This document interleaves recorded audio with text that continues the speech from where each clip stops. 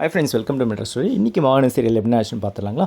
S, Kumaran and family எல்லாருக்குமே பசுபதி தான் பண்ணாலும் தெரிஞ்சிடுச்சு. எல்லாருமே அவனை விட்டு அவன் விஷயத்தில் தலைவிட வேணான்னு குமரன் காவேரி 2 பேரும் ஸ்ட்ராங்காக இருக்காங்க. ப்ளஸ் வந்து கங்கா வந்து குமரன் கூட ஸ்ட்ராங்காக இருக்கான். அவனை விடக்கூடாது, நான் சும்மா விடக்கூடாதுன்னு.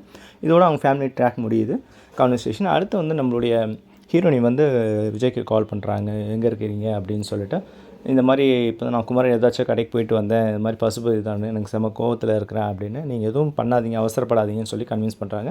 அவர் கோவத்தில் ஒரு 2-3 வார்த்தையை வந்து பேசிவிட்டு கோவமாக வச்சுட்டு போயிடுறாரு. அந்த ட்ராக் முடிஞ்சோன்னு மார்னிங் வந்து எழுப்புறாங்க. நம்ம காவேரி எழுப்பும்போது அவங்க உடம்பு சரியில்லைன்றது அவங்க அம்மாவுக்கு தெரிய வருது. ஸோ அவங்க மாமியார் வந்து ஆக்சுவலாக கங்காவோட மாமியார் வந்து பார்த்துட்டு, கங்கா உள்ளே வராத நீ இப்போ உடம்பு சரியில்லை, ஃபீவராஸாக இருக்குது அப்படின்னு சொல்லி தனியாக இருக்கணும் அப்படின்னு சொல்லிடுறாங்க.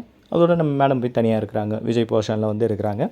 அதுக்கப்புறம் நம்மளுடைய குமரன் அந்தன் கங்கா நிவின் வந்து ஷாப்பில் எல்லாமே ஆர்டர் பண்ணுறாங்க. ஸோ நிவின் எல்லாருக்கும் ஒத்தாசையாக இருக்கான்னு சொல்லிட்டு கங்கா வந்து நிவினுக்கு தேங்க்ஸ் பண்ணுறாங்க. பரவாயில்லைங்க, அண்ணனுக்கு ஒன்றுனா நான் எனக்கு ஒன்றுனா அண்ணன், அந்த மாதிரி இருப்போம் நம்ம அப்படின்னு. கண்டிப்பாக ஓகே, நீங்கள் இந்த டைமில் ஹெல்ப் பண்ணுறது எனக்கு இதுவாக இருக்குது அப்படின்னு அந்த ட்ராக் முடியுது. அதுக்கப்புறம் நம்ம ஹீரோனிக்கு வந்து அவங்க அம்மா சாப்பாடு கொடுக்க வரும்போது ஃபேஸ்லாம் இப்படி இருக்கிறத பார்த்து அவங்க மதனியை கூப்பிட்டு கன்ஃபார்ம் பண்ணுறாங்க, ஆமாம் அம்மா வந்திருக்கிறாங்க அப்படின்னு. ப்ரெக்னன்சி டைமில் வரக்கூடாது, கங்கா நீ போ உள்ளே வராது அப்படின்னு. இவங்க அதை கேட்டோன்னே, அந்த வேர்ட்ஸ் கேட்டோன்னே நம்ம வந்து ப்ரெக்னன்சியாக இருக்கும், பாப்பாவுக்கு எதனா ஆகிடுமா அப்படின்னு சொல்லி பயந்துடுறாங்க. ஸோ அதுக்கப்புறம் விஜய் வந்து வாய்ஸ் நோட்டை அனுப்புகிறாரு, என்னம்மா என்னாச்சு, எங்கே இருக்கிற, ஃபோன் பண்ணலாமா அப்படின்னு.